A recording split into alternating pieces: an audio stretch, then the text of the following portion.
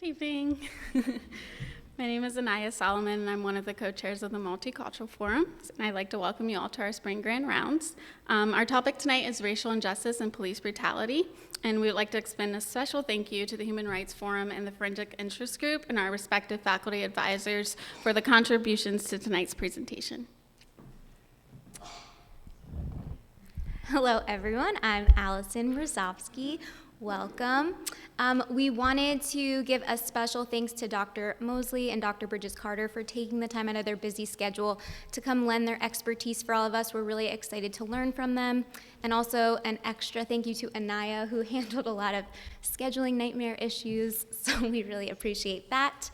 Before we get started, we want to introduce you to something that we're going to be doing tonight. So we're going to be doing a little bit of polling. And so the easiest way to do it is to just follow the text prompt. So you're just literally going to text Grand Rounds 043 to that 22333 number when we ask you some of those polling questions. And it's a pretty easy process. All right, so tonight we'll be watching a short video clip and hearing from two presenters. So we're going to go ahead and introduce them now. Our first presenter is Dr. Shanae Bridges Carter. She is a licensed clinical psychologist who obtained her doctorate in counseling psychology from Pennsylvania State University. She has spent her career working on university campuses, both in roles within the counseling centers, as well as adjunct faculty and dean of student affairs. She is currently the Director of Counseling Abilities in the Women's Research Center at Chicago State University. Additionally, she is entering into her 10th year as an Associate Adjunct faculty member at the Chicago School of Professional Psychology, where she teaches a number of graduate courses. Dr. Bridges Carter also has maintained a small private practice in Chicago for almost 10 years, where she gets to see a variety of different types of clinical cases. Her research interests include stereotype threat, racial battle fatigue, and law enforcement. She is active within both regional and national professional organizations and holds leadership positions in some of these groups. Dr. Bridges Carter will be presenting on the impact of stereotype threat, implicit bias, and racial battle fatigue tonight. All right, and we also would like to introduce Dr. Mosley. She currently is serving as the Chief Diversity, Inclusion, and Community Relations Officer here at Chestnut Hill College. Her previously held positions surround higher education. She was the Vice President for Student Affairs, the Director for Multicultural Affairs at John Carroll University, the Executive Assistant to the President, and high school business teacher. Dr. Mosley also serves as a consultant, having served more than 60 times. She has spoke at TED Talks, regional and national conferences, universities, nonprofit organizations, government agencies, and other corporations. In these instances, she provided training and development workshops in leadership, transition, strategic planning, student development, diversity, and inclusion.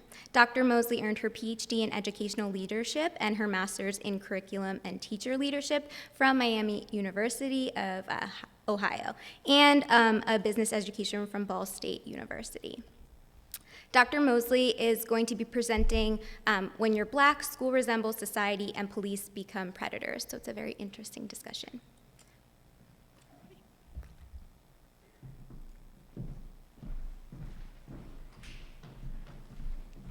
Okay, good evening, everyone. My name is Krizia Waring, and I am a Year 1 PsyD student. Tonight, the movie clip we are presenting is from the 2019 drama American Son. American Son focuses on the sudden disappearance of an African-American teenager named Jamal Connor, who went out one evening with his friends and never returned home. The plot of the movie takes place in a Miami police station, where Jamal's mother, Kendra, played by Kerry Washington, is waiting for a report on the whereabouts of her son. She enlists for help and is questioned by Officer Larkin, a rookie cop, who tells Washington's character that Jamal and two other unidentifiable black males were pulled over by the police during a traffic stop. Officer Larkin is unable to tell her anything else regarding Jamal's disappearance, although he discloses that Jamal's car allegedly had a provocative bumper sticker about violence against police when he was pulled over. Additionally, Officer Larkin continuously makes racially insensitive comments regarding Washington's character and Jamal. Throughout the film, we witness how Washington's character endures various forms of microaggressions and prejudice by other characters in the movie, and as she demands to know where her son is. American Son sheds light on the race relations in America, violence against Black and brown communities, and police brutality.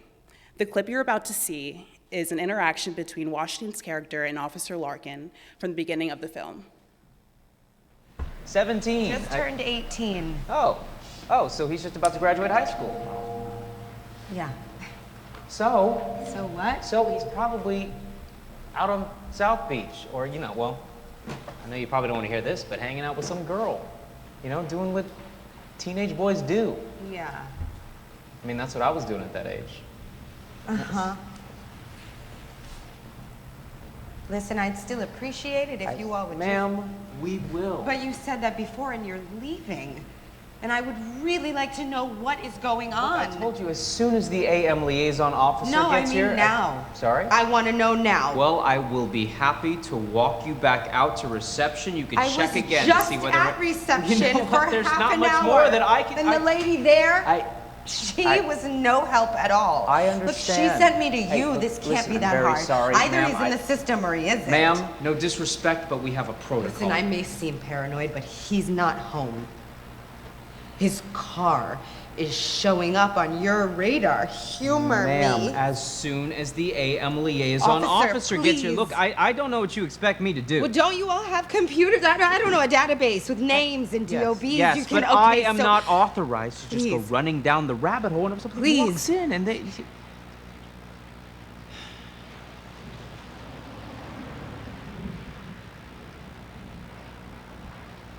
Fine. But I'm gonna need some additional information. All right, just let me get something.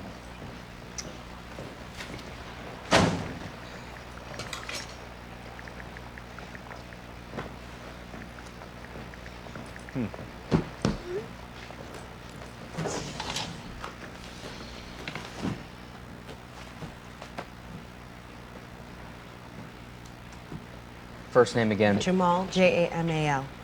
Last name Connor. Yes. Is it E-R? No, O-R-C-O-N-N-O-R. D-O-B. 5/1/2001. Any priors? Sorry? Priors? Has he ever been arrested before? Oh, no. You sure? Yes. Even juvie. Juvie? Does he have a juvenile record? No, Nothing. nothing.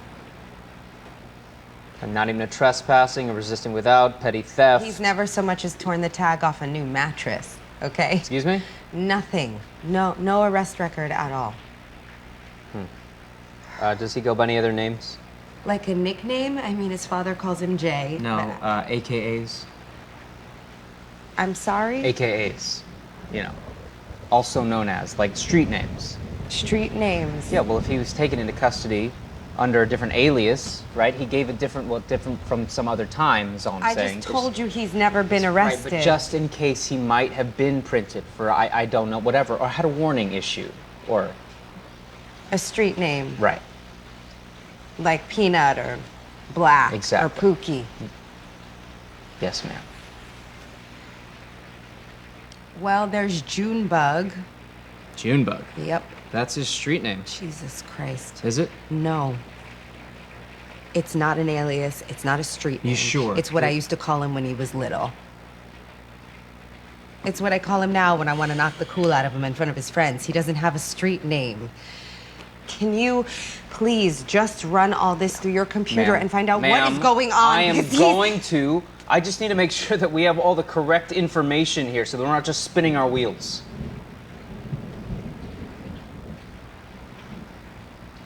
Fine.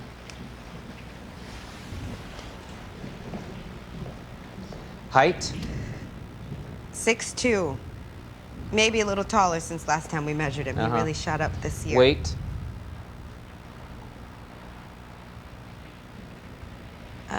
180, 185 thereabouts.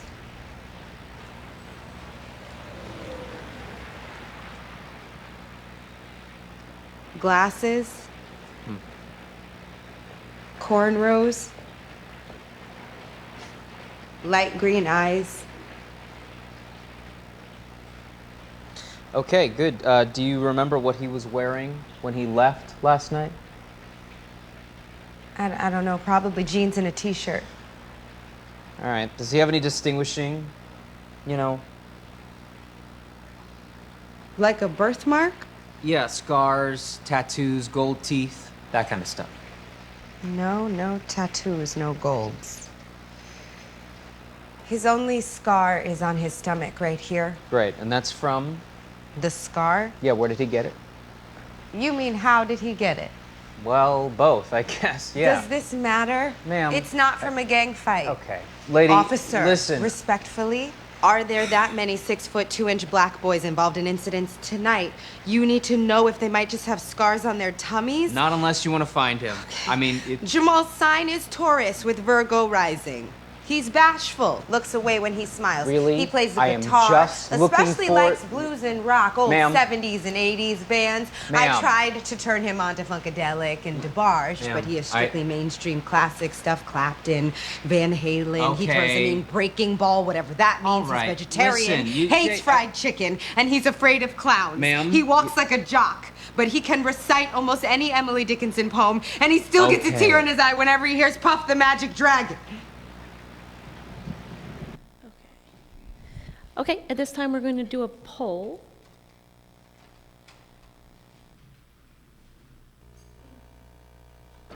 All right, so just a reminder at the top, there are directions for how you can participate in the poll. So at this point, the first question we're asking is what's your initial reaction after watching that clip? And you can text it in. So the number you text it to is 22333. Okay, frustration. What else? And if there are any questions or comments that you would like to share with the group, we can pass the microphone around as these questions come up as well. Okay, embarrassed, anger, frustration, exasperation, disgust, a lot of emotions, a lot of negative emotions are coming up. Uncomfortable, inconsiderate, offended, embarrassed, disappointed. Okay. All right, we're going to move to the next question. Thanks. Okay, so how prepared are you as a therapist to work with this mother or this family in therapy? So you're texting A, B, or C.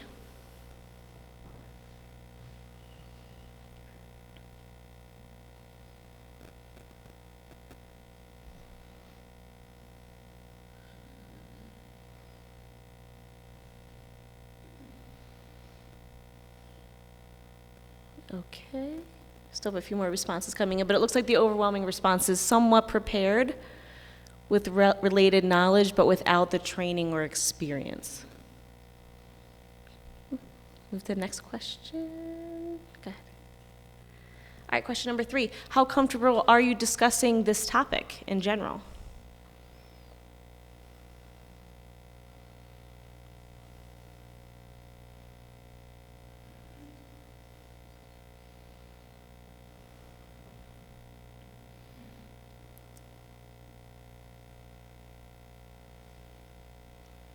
Okay, it looks like the majority are somewhat comfortable, with some extremely comfortable overall. Okay, I think that's all the responses we're going to get. Okay. And how prepared are you to work with clients who have encountered racial injustice or police brutality?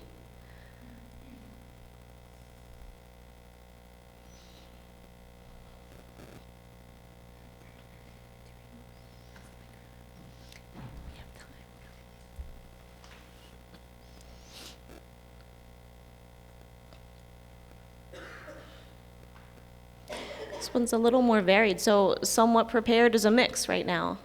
How prepared we are to work with these clients.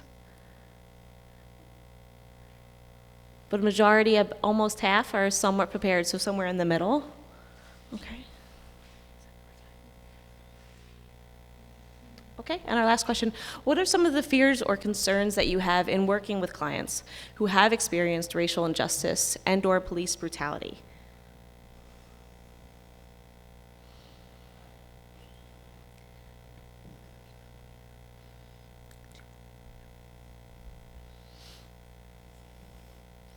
You can also raise your hand for these as well, or if you have a question. We're trying to make this, as our last question, more of an open discussion. All right, so we can pass the mic around for this if anybody wants to share some of their concerns in working with this population as a therapist. Anyone? One concern I would have would be connecting and having them trust me, especially since most of the time the prejudice does come from, white officers towards people of color. So that would be something that I would be concerned about, and obviously have to have that conversation. And that would be a fear. Anyone else? Anyone? I'm going to go up to the back.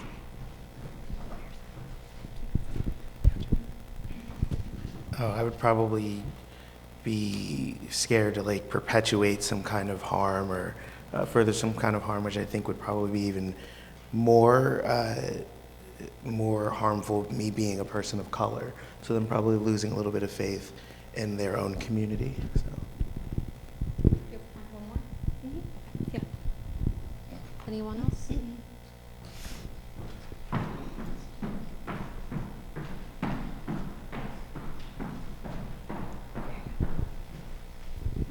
Working with like adolescent, teenage population, getting them to really understand that it's not a joke and this is real and their life is in danger, and really having them see the magnitude of that concern coming from me or their parents. Anyone else? Will I walk up? No? Okay. All right, appreciate the honesty and everyone's responses. At this time, we're going to be hearing from Dr. Bridges Carter, who will be Skyping in from Chicago. Let's get right into it. So I just wanted to first thank you all for having me as a presenter for this discussion on racial injustice and police brutality. I'm happy that I get an opportunity to talk about my presentation, and I really hope that it'll help generate some thought for folks and also create some good discussion moving forward.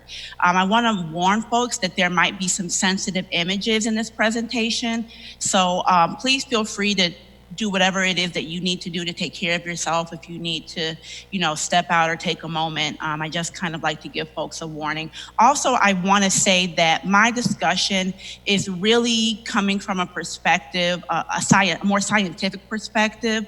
I am not trying to conflate the experiences of people of color and police officers to imply that they are equal or balanced in any way. I am just really trying to look at, from a scientific perspective, what might be happening in some of these interactions. So I just want to put that out there.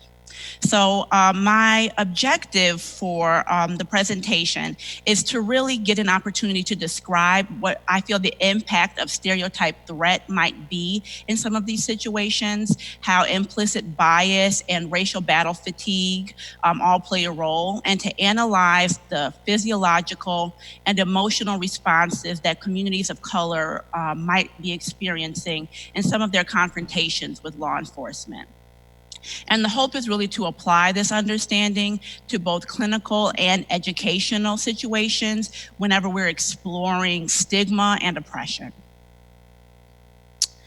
Okay, so in the fiscal year 2015, this might be a little dated by now, I'm sure it's just gone up, the US Department of Education recorded over 146 cases of racial harassment on college and university campuses, which was down from 177 the previous year, but up from 96 in 2009. However, in years since then, since 2016 with the presidential election and in subsequent years, we have seen these numbers shoot up on campus. I feel like it's almost like a week can't go by without somebody reporting something in blackface or somebody saying some incident of a student of color being harassed on campus or some sort of racial bias incident that is happening. You all being students on college campuses, I'm sure you can appreciate the need to feel safe on your campus and to feel like it is a place that's conducive for learning and a place where you can feel comfortable. So, and the number of incidents that the U.S. Department of Education records, these are just the ones that are reported, right? So many of these go unreported, and no one really necessarily says anything because they just feel maybe very helpless about the situation. In general, it's really important to understand that Black males have been stereotyped and placed under increased surveillance by both community and local police tactics. So this happens both on and off campus. There's really no escaping it for many of these individuals. A lot of times they are said that they look out of place or they fit the description of somebody who might be engaging in some sort of criminal activity or something like that. And as a result, a lot of Black males on college campuses endorse experiencing some psychological responses to that, right? It might be frustration, it might be anger, disappointment, resentment, anxiety, fear, hopelessness, and helplessness. I think it's a legitimate fear that a lot of people experience on a day-to-day basis. And when things happen in the news or on social media, it really is just a reminder that people do not feel safe in really any facet of their livelihood. Okay, so I'm sure everyone has noticed, in the past few years, if not longer, there's definitely been an uptick in the amount of stories that we hear about unarmed Black civilians being killed by police. The images that I have here represent just a very small number of those, and these are some of the visuals that people might have in mind when they think of interactions between the police and the Black community.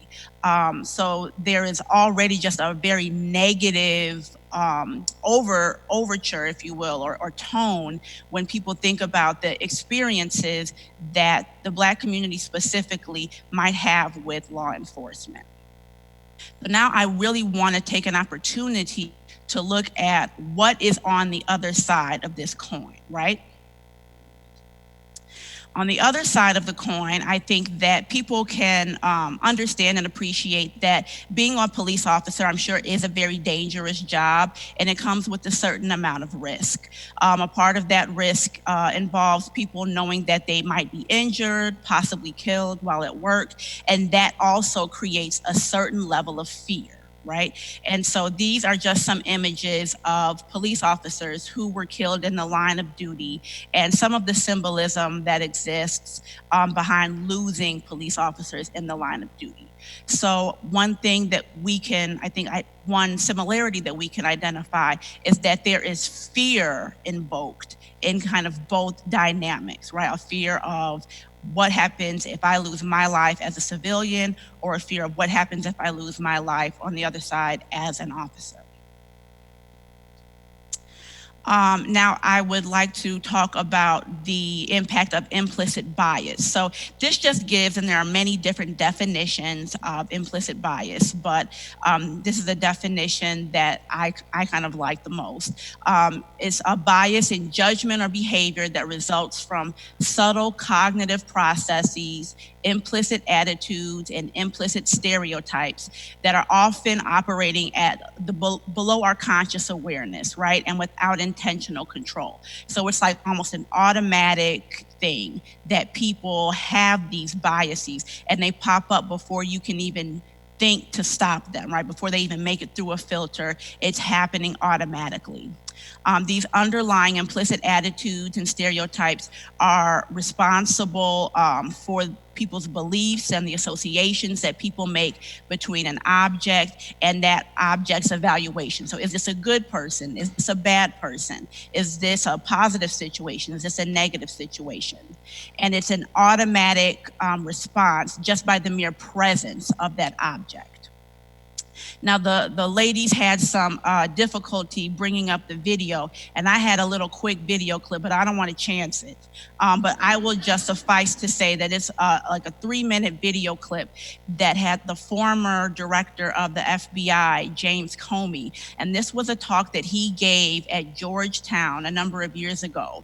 And in this talk, he was really just kind of stating outright that police officers have this bias, that police officers are treating Black individuals differently than white individuals. And this is something that, you know, most people are aware of, but to have the head of a huge law enforcement organization to kind of say this out loud in front of people was kind of a eureka moment, like a moment where it's like, thank you for saying what we all already knew. And so, you know, it's something that he talks about in this clip, and you can feel free to Google it later on your own if you are interested in watching it. But I just think that it's something that supports the idea that implicit bias is a real thing for everyone, of course, but that for police officers, especially when they are out in the field and dealing with people, that it's something that ends up negatively impacting people of color specifically. So now to my connection of these incidents, well, these interactions with stereotype threat. So I'm not sure how familiar everyone here might be with stereotype threat, but I just want to give a brief definition that stereotype threat is really a theory about how a stereotype, a widely known stereotype, can really undermine a person's performance or a person's how they are overall being perceived, right? And so some of the examples that, this is a concept that Steele and Aronson came up with back in the 90s. So some examples that they use are women in math. So for example, if you have a group of men and a group of women who are both normally very good at math, but for the women, you tell them before they take a math test, you know, women are known to not perform as well on math tests as men, but good luck with that. You know, that these women are going to allow kind of like the anxiety of that stereotype, that the anxiety of that stereotype undermines their performance, and they end up actually performing worse than they normally would, therefore proving the stereotype. A similar dynamic can exist with Black students and standardized tests. But the important thing to note is that these are students who typically perform well, right? These aren't just any old student who you just kind of pick out of a random group, but these are students who have a value in performing well on standardized tests, or these are women who have a value in performing well on math tests. So this is a domain in which it's very important to them to perform well. But in spite of that, once they are reminded about this stereotype and it's brought to the forefront of their mind, it has such an impact on their performance as to undermine the positive performance that they normally would have. And so that just, I think, shows how prevalent stereotypes are and how insidious the impact of stereotypes can be on a person's performance and how they are even perceiving themselves. So I really think that the idea of stereotype threat just can really have an impact on our interactions, the interactions of communities of color with law enforcement.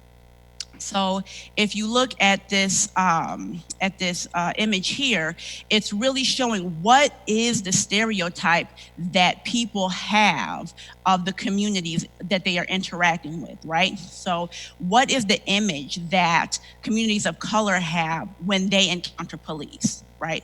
And likewise, what is the image that police officers have when they encounter communities of color, specifically Black communities, right?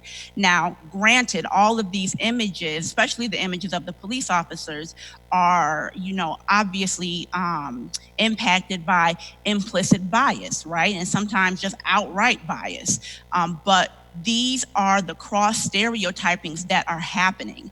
And so, in my mind, I really believe that if you go into a situation where you're already fearing for your life or you're fearing that something negative is going to happen, that oftentimes unnecessarily escalates things, right? So in the United States, many people of color believe that police officers are predators. They are not to be trusted. polls have shown that Black people have higher levels of distrust and low confidence in the police than other races. And so these negative perceptions of police, they go back generations. And recent events that we've seen in the past few years have only aggravated those perceptions, to the extent that we also believe that law enforcement might be a culture, right? If that is a culture, to the extent that that's a culture, they also have negative perceptions of the Black community. And so I think we have a situation where both sides are kind of coming into an interaction with a negative viewpoint of the other, and that is already kind of setting a negative tone for whatever interaction might occur, particularly when the law enforcement officers tend to be white and the civilian tends to be a person of color. So just to look at this more from a scientific perspective, so the question becomes, how does this fear that both parties are kind of coming in with end up escalating things, right? So if you see here, we have the sensory thalamus, the cortex, and the amygdala, right? So the cortex is kind of like that high road, right? Where it's like, this is your second level thinking, right? So you're like, okay, if somebody's banging at your door at midnight, yeah, sure, it could be, your brother who got locked out of the house, but it could also be someone trying to break into your house or kicking down your door to rob you, right? And so things go either through the cortex, or we can go straight to the amygdala, which does your response, right? And so what we're saying is, when people have high levels of fear, or there's a high sensory, a high level of stimulus, that it doesn't take the high road, right? People just go straight to the amygdala. They're like, I'm not asking questions. I don't want to look at my Ring doorbell and see who's out there. I just am going to go for my gut reaction to what's happening. Whereas if it's, the middle of the day, you might think like, oh, well, maybe that's, my sister, or she said she was coming over, or it could be this, or it could be that. You're trying to rule out possibilities to determine, well, what is the most reasonable course of action, right? And so the more fear that exists in an interaction, the more it's going straight from that sensory thalamus straight to the amygdala.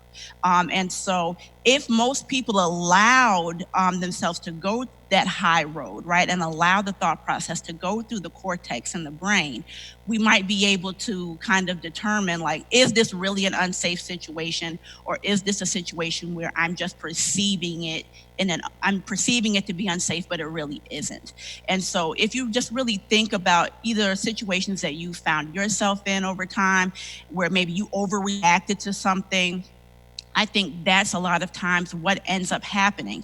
And if you add in the mix to that implicit bias and all of these stereotype threats, I think we are seeing a part of the reason why a lot of these situations end up escalating the way that they do, right? So the low road is really shoot first, ask questions later, right? And the high road is really trying to interpret what's happening to flesh out what is the most logical and most reasonable rationale and course of action. So I just kind of like to give that little bit of background so people can understand what is happening in the brain when we are encountering a situation that induces fear. So next is just racial battle fatigue, right? And I feel like it's really pretty self-explanatory what racial battle fatigue is, but it's a term that was coined by William Smith, and it's a theory that attributes psychological attrition that people of color experience from the daily battle of deflecting racialized insults, stereotypes, and discrimination. And so you can see in the diagram here a lot of different examples.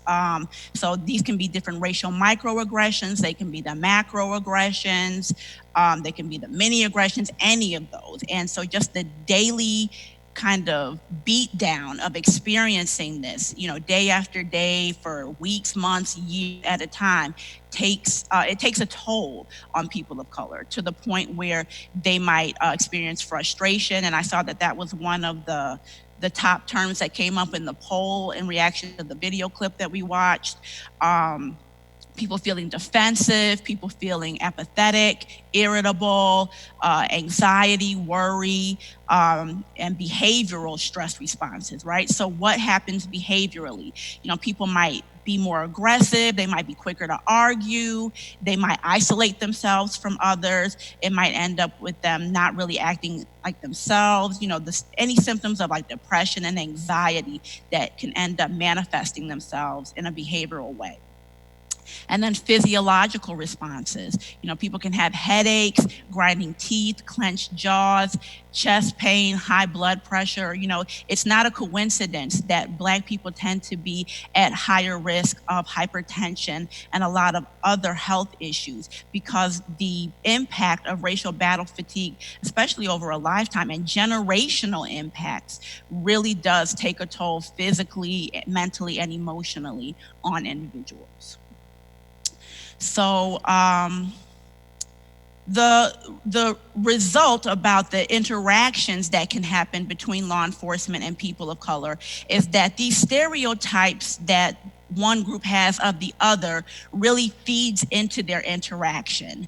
And then both groups end up being at a higher risk of confirming the stereotype that the group has about them. So if I'm going into a situation with a police officer and I feel like they're going to be overly aggressive towards me, I might be more standoffish with them. And then that's kind of like the fuel feeding the fire, and then my reaction only exacerbates their stereotype of me and vice versa. So it's a situation that's just feeding off of itself to just escalate things until really situations that could be very benign, such as getting pulled over for a stop sign or maybe running a light or something, can really feel like a matter of life and death.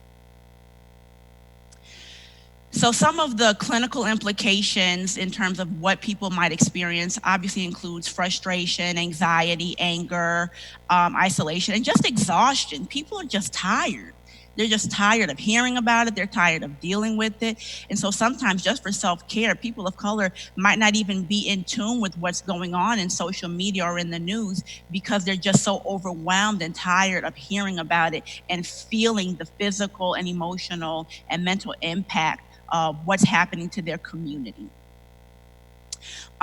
So we really want to allow people to figure out what are some coping methods, such as a high effort of a high focus on grit. I think grit is something that exists in the community, but we don't want to tell people like, just grit and bear through it, because communities of color have been thought for so long to be strong and be able to withstand this type of treatment, to where they haven't sought the help that they need. And so those traditional coping methods aren't really very effective when we're talking about people who are trying to deal with the impact of negative interactions with law enforcement, dealing with those stereotypes and the stigmas that happen. So some of the alternative coping strategies are encouraging people to be a part of a network, participating in social justice causes that are important to them, engaging in spiritual practices that are important to them, relaxation techniques, and of course, seeking counseling or seeking therapy is always something that we want to encourage people to do. So according to Steele and Aronson, when it comes to stereotype threat, one of the best ways to minimize the impact of stereotype threat is to minimize a person's awareness that they are being perceived in a stereotypical way. So the more we can engage with one another in a way that's more neutral and not in such a stereotypical way, then I won't be necessarily like as aware that you're perceiving me stereotypically. But once that stereotypical view of me is brought to the forefront of my mind, then that undermines my performance, right? So the more I can feel like I'm being treated as a person and that we're just interacting as two people, then the less likely it is that I am going to be so aware of that stereotype that it ends up kind of undermining the version of myself that I'm trying to portray. So I think that it's important that people view one another as humans, and that includes police officers viewing the people that they're interacting with as community members, as people who work, mothers, fathers, sisters, brothers, just people who have lives that are worth living, and they're just out here trying to do their best day to day. Likewise, I think that people in the community also should see police officers as people who also are brothers, sisters, fathers, mothers, those types of things, and not necessarily as the enemy, because the more we perceive one another as the enemy, the more it's just going to inflame those interactions.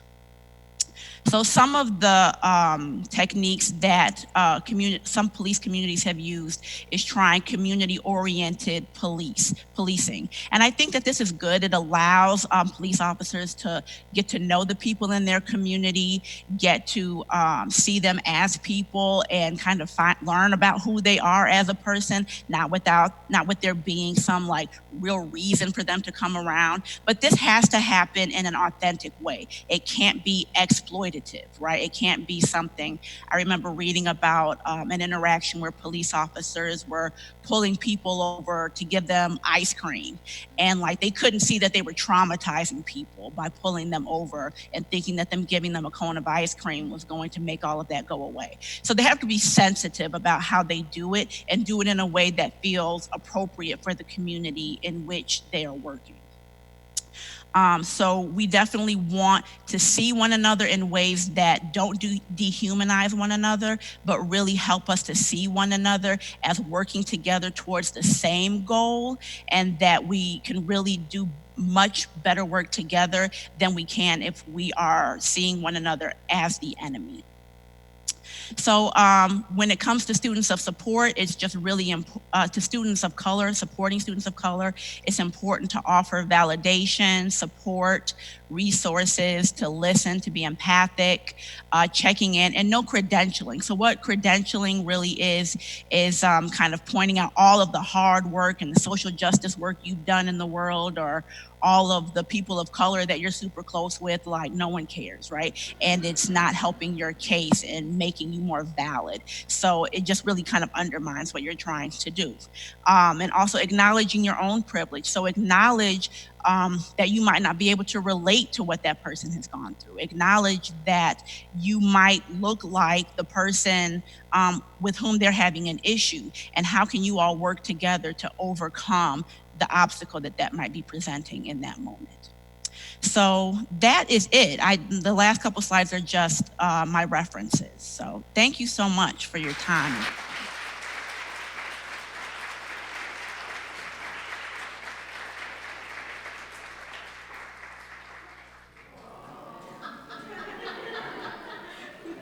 I'm sorry, I took you away. I apologize. This isn't as nice as that. First of all, I just want to say good evening. Thank you to Dr. Bendu and Anaya for the invitation to join you. In many ways, I feel inadequate to do this in a room full of folks who are studying to be psychologists or who already are one. I just play one from time to time. And, but honestly, Dr.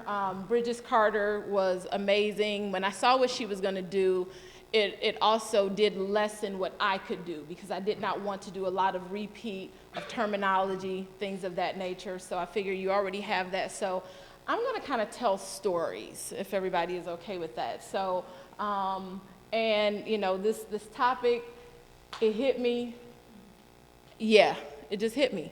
And unfortunately, I was supposed to have a co-presenter from my section,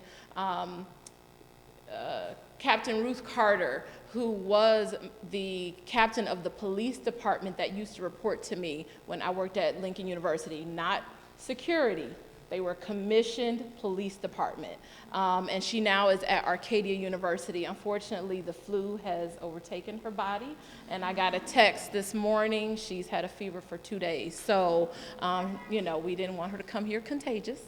But I hate that she's not here, and I probably won't be able to do it justice, some of the things that she was going to share, being, of course, an officer working on a college campus, being a black female and understanding this whole issue of stereotype threat from both perspectives, right?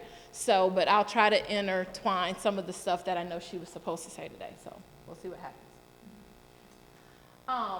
So, even though I'm not going over the definitions, this is kind of my wheel for exclusion definitions that I use a lot in training. Some of you, I think I spent time with last year, the internship crew, and so, or is no? They're gone. That's right, because the internship is at the end. Okay, well then you'll have a chance to see me probably in the fall. So, but anyway, so we kind of have this wheel, right? And at the top is ignorance for a reason. We just know, basic definition, somebody quickly. Ignorance, what is it? Basic definition. Lack of knowledge. That's it. Real simple. That then feeds into prejudice. Prejudice feeds into stereotypes. Stereotypes gives us our unconscious bias. That then also plays out in how we look at and what we see in terms of microaggressions, which then feeds into the institutionalized version of racism that we know today. So, I mean, this is just a constant cycle of what happens. Any one of us can be kind of within, and racism we know is institutional, right? Never one act from one person to another. It can be a racist act, but it's still based on the power within an institution. Typically, when we have one-on-one encounters, it is based on prejudice, right? So just to kind of, make sure that way we don't get into the whole thing about, oh, reverse racism. It does not exist. Okay. So anyway, so I just kind of wanted to make sure that we're kind of keeping this frame of mind, even with a lot of what Dr. Bridges Carter also talked about as well. And so before I go on to the next one, so I'm going to tell you my first story. And since I put up here that we were going to talk about schools kind of resembling society and when the police become predators. And so one of my first experiences dealing with racial trauma and being profiled was when I was in college. My freshman year, Ball State University, Muncie, Indiana. And yeah, they were in the news recently, and we're going to look at that today. So my freshman year, walking down campus, minding my own business, and literally, this is the most stereotypical thing that could have happened, but a red pickup truck pulls up, and there are 3 white young men who yell out, N-word, go home. I had never heard that word personally being given to me. Of course, I knew about it. And I had a very long walk all the way to the end of campus, actually, to get to my room. I didn't have my cell phone yet. I didn't have a cell phone until the next semester. This was my fall semester of my freshman year. And by the time I get to the room, a lot of what was discussed, the physiological was happening to me. My heart is racing. I'm upset. I'm starting to cry. And I pick up the phone to call my mom. And I call her, and I'm hysterical. Mom, I can't believe this. Somebody called me the N-word, and I deserve to be here. And I'm going on and on and on. And she said, are you done? But you don't understand. I mean, I'm here, and I deserve to be here, and they told me I should go home. Are you done? And I proceed. But wait a minute, they don't. She said, are you done? I knew the third time meant shut up. And so, and she said to me something of this magnitude. She said, I'm sorry this happened to you. I'm sorry that you had to hear this for the first time in a place of education that you worked so hard to get to. She said, but it does not define you. You will not stay in this place. This word has no meaning for you. You need to let it go and move on. And she hung up the phone. And I thought, she is crazy. She's insensitive. How dare she do this? Best advice she ever could have given me, because I did not stay in that place. I learned that who I was much more important than a word that someone was putting on me due to their own level of ignorance, prejudice, bias, what have you. And so I'll never forget that. But at the same time, I remember how it made me feel. And that here today, 45 years old, I never forget that story. It stays with you even when you don't want it to. Or the fact that my freshman year, actually I was on campus 2 years prior for high school, and I remember the college students, the black college students, it was 7 black students in my boarding school that was at Ball State's campus. They pulled the 7 girls of us to the side and basically gave us a lesson on what it meant to be black in Muncie, Indiana, and told us there were places that we should not go, that we should not be away from campus after dark, that when you see another black person on campus, you better speak. And not knowing at the time that there was something wrong with the fact that at 16 years old, someone was teaching me how to be black in a very white part of America. If you're not familiar with Muncie, Indiana, it is considered the KKK capital of the North, okay? I did not make it to my senior prom because we felt threatened by some older white men when we stopped to ask for directions of how to get to the country club. My date said, "We're out of here. I'm sorry, we're not dying tonight." When I became a freshman on that campus, what did I do? Pulled aside the other freshmen and taught them how to be black in Muncie, Indiana. Not realizing, again, how this was affecting me until a week ago when I had to sit down one of our students here and a situation that occurred for this person and talk to them about what it means to be black. And that it's not fair that when they open up their mouth that they're speaking for a race of people, and that just them being John Doe is not enough. It does stay with you. You all have hard work to do to counsel people who have had this experience. I didn't realize how much it affected me until I was sitting there with that student and all my stuff came back up in the midst of the conversation. And now I'm in tears trying to help this student get through a situation and honestly counseling myself in the same breath. How real is that? I was 16 and 18 years old. I'm 45 today. And I do this work every day for a living, right? So wow, what do our schools look like today? I don't know if you can tell in the picture on the left. Gated windows, gates. This is an elementary school here in Philadelphia. It actually closed a couple years ago. But this isn't uncommon.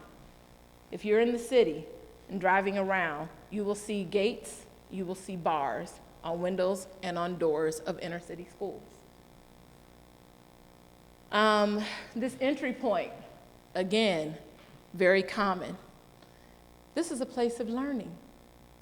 This is a place where you're supposed to feel safe. This is a place where you're supposed to thrive.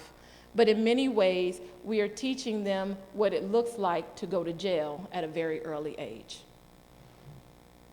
because of the way their schools are set up. Now, some people will say, well, it's to keep others out. But you have to also remember that gates and bars also keep people in and refrain certain behavior, if you will, okay? Metal detectors becoming extremely common. Where again? Typically inner cities, where many of the students are black or brown. In Florida, we know that they passed the law that teachers can carry. They are being trained, but teachers can carry.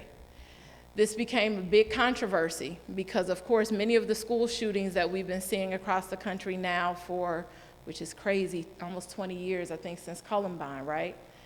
They have typically been done in suburban or rural areas, yet inner city schools are the ones that sometimes are having the most attention when it comes to this thought about putting teachers with guns, police in schools. And it's like, not the same area or the same school districts where the actual shootings are occurring. So again, race plays into this. I thought this picture was interesting. This is a school police department, and I don't know how many of you can read it, but on the bottom it says, "Protecting our future." Interesting message, because depending on how you've grown up and how you view the police, this doesn't look like protection to you. It looks like you're a predator. They're coming after you. What will it be like if all of a sudden you have to sit in the back seat of that car? And so our schools today look very different, and not the school that I went to when I was growing up. I'm going to venture to say maybe not even the schools that you went to when you were growing up, and I'm assuming for some of us there's an age difference. So we're putting the behavior, or we're putting the mentality into young people extremely early. I used to teach high school, and I can tell you when I taught in 1997, well, when did I teach? No, yeah, 97, 98. Schools did not look like this. We didn't have to go through all of this as teachers. Our students did not have to go through all this. And I taught in the inner city in Houston, Texas.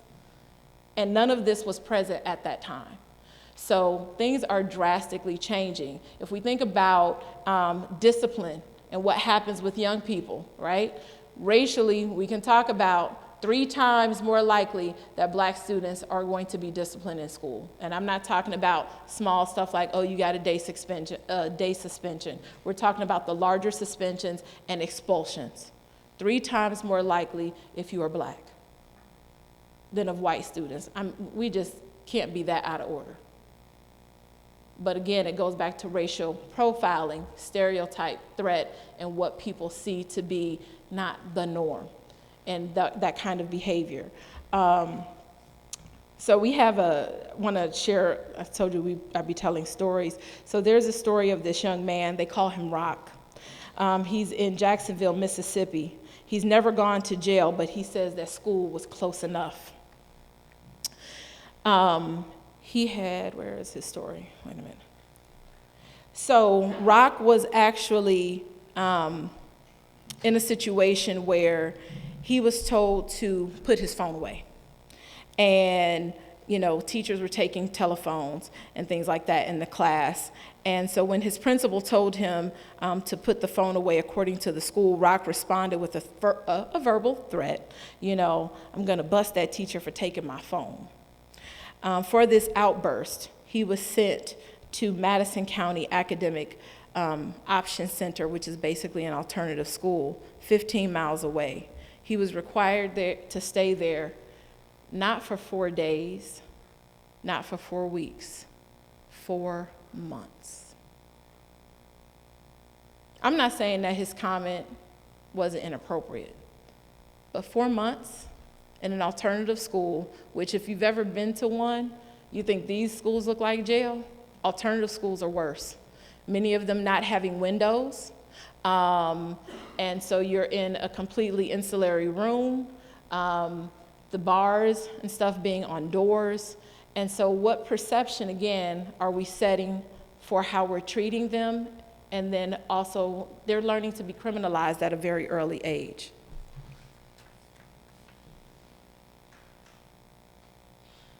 Anybody ever visit a prison before?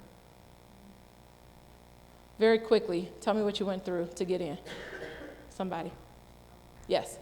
You have to go through several detectors. Your clothes can't be tight. You have to be covered up. It's like hell. This looks so similar. Students today have to have backpacks that are see-through so that you can see whatever is in them, right? So what happened to having some personal space? You know what I mean?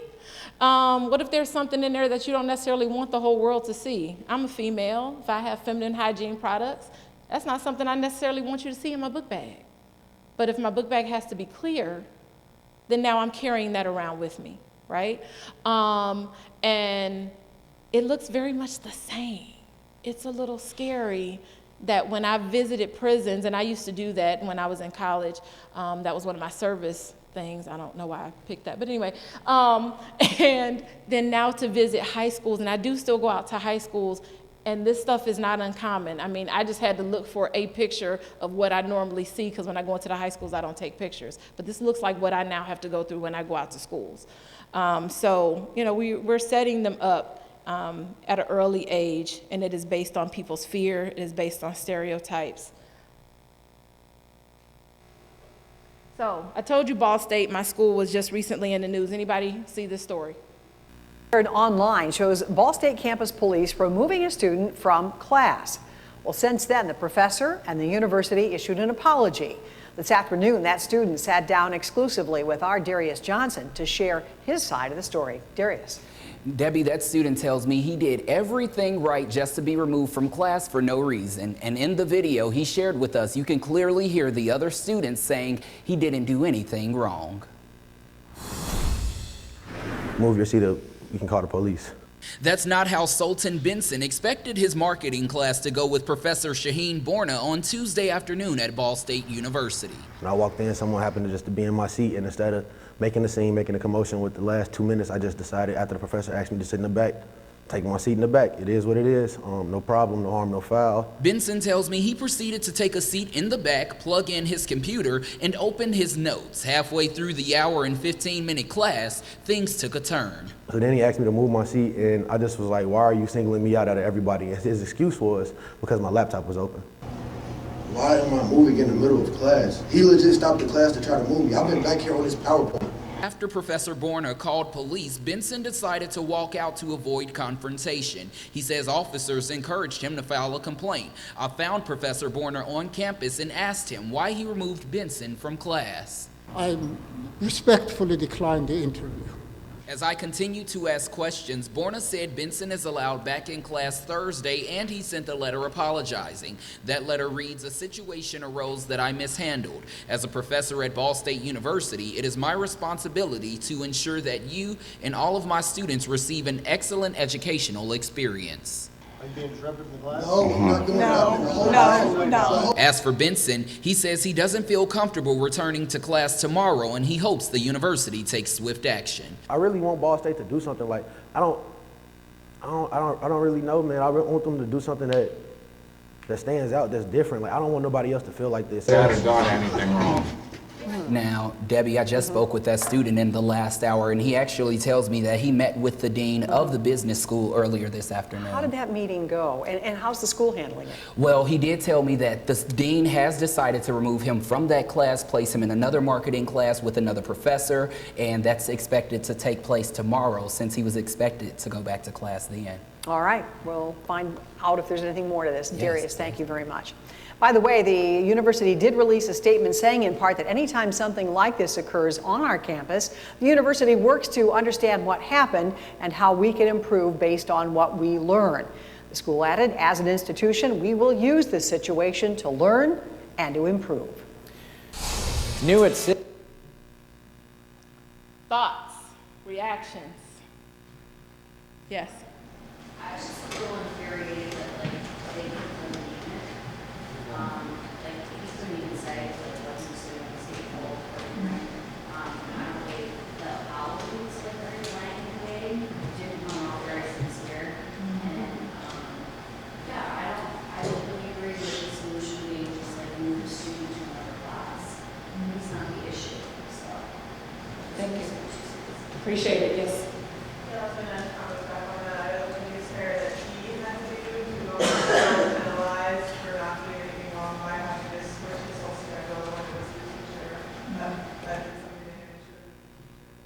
Okay. I had one hand over here, I think. Do I have somebody on the side? No? Oh, yes. I mean, it's so typical of what you see that you're not embraced by them. So it's what you see every single time. We'll work to improve on that when the next one happens. Thank you. So here's what I want to share. You know, we've been talking about the police too and the role that they play. And so, you know, in this particular case, this was not racial profiling from the police, right? This is a situation with the professor. However, and this is actually where Ruth was going to make some comments, is that the problem still is with the police in addition to the professor. Meaning, when the police officers came into the room and it became clear that the student was not a problem, the police officers really should have pulled the faculty member to the side and said, hey, there doesn't appear to be a problem here. Other students are saying there are no issues. We don't have a dog in this fight. This is not our issue, and we're going to leave. That's what should have happened from a police perspective, according to my colleague, who's an expert. And that makes more sense, right? Because this was not their issue. And it wasn't something that, had happened, like where he was being disruptive. I mean, you hear in the video the student saying, like he did nothing. It was nothing. Literally, it was because his laptop was open. That was why he was asked to move. So needless to say, when they call me, y'all know I ain't giving them no money, right? But yeah, so the president did send out a letter to like alumni, and it was more of this. And I was disgusted. I almost emailed and called in and said, so I'm a graduate of the institution. This is what I do for a living. Y'all should bring me in to help you out. But anyway, yeah, this is just more of this. Then some of you too will remember. We're going to turn now to an incident sparking anger at Yale University, where a white student called police to confront a black student who fell asleep in the common area of their dorm. That student then posted a video of her encounter with police on social media. ABC's Lindsay Davis here with all the fallout. Good morning, Lindsay. And lots of fallout there is. Good morning to you, George. Yale University says police admonished the student who made the call, but some are wondering if that's really enough. There is growing frustration in the black community. The headline on one website, add taking a nap in your dorm common room to the list of things you can't do while black. Outrage this morning over this confrontation at Yale University.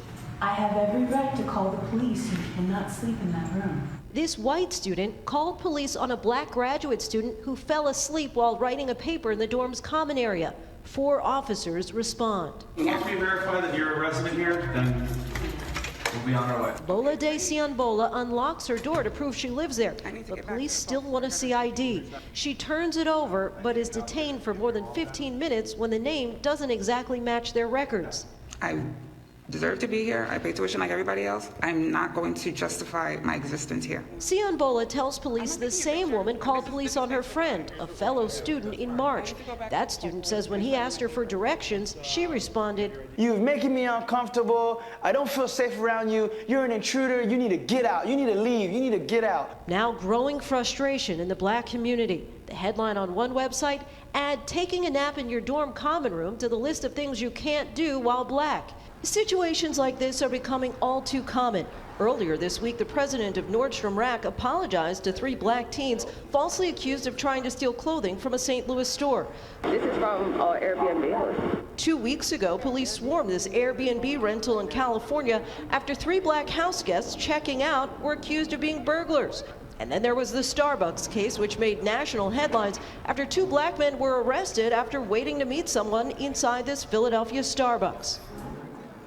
Overnight, Yale's president released a statement saying we must neither condone nor excuse racism, prejudice, or discrimination at Yale. To that end, the university plans to hold listening sessions to inspire more conversations about inclusiveness. And of course, it's a national conversation that needs to be had. There's a hashtag, Living While Black, which the point is basically to highlight different examples to say, hey, it's hard out here for black people because the rules are different. And unfortunately, there are so many examples. As you have so shown. many. All right, thank you. Hi, everyone. George Stephanopoulos. 2 cases, one a year ago, and then the one that was at Ball State, that was literally 6 days ago. So this is still a problem. People, this is 2020. I will say this, I heard one of the students say earlier about, having to be then in a place of counseling and where race could be an issue if you're white. And I know Dr. Bridges Carter actually had her list of, if you're listening, if you're empathetic, all of these things. That is true. I worked at a historically black college, had the opportunity to hire a new director of counseling services, and I hired a white woman.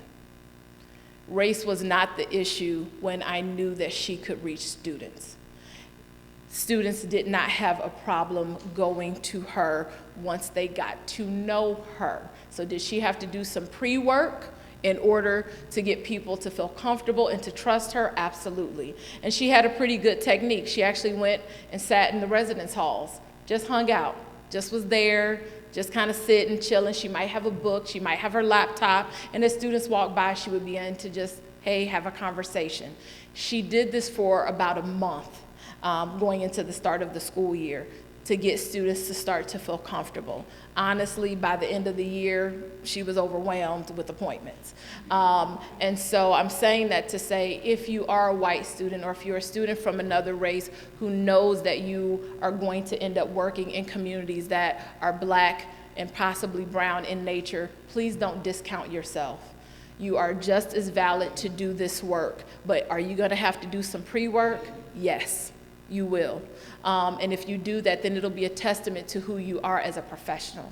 So don't let that discourage you. So I know our time is short and has come to an end, but hopefully you got something kind of from the stories and seeing the outlets and just hearing also from my own personal voice as a Black woman who has experienced this on a continued basis. Thank you.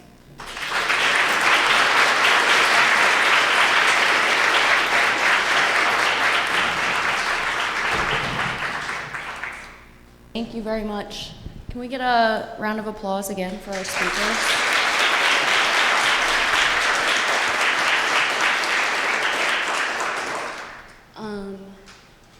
Did Dr. Bridges Carter go? I'm here. You're here? Just wanted to say thank you. Of course, anytime. This concludes our grand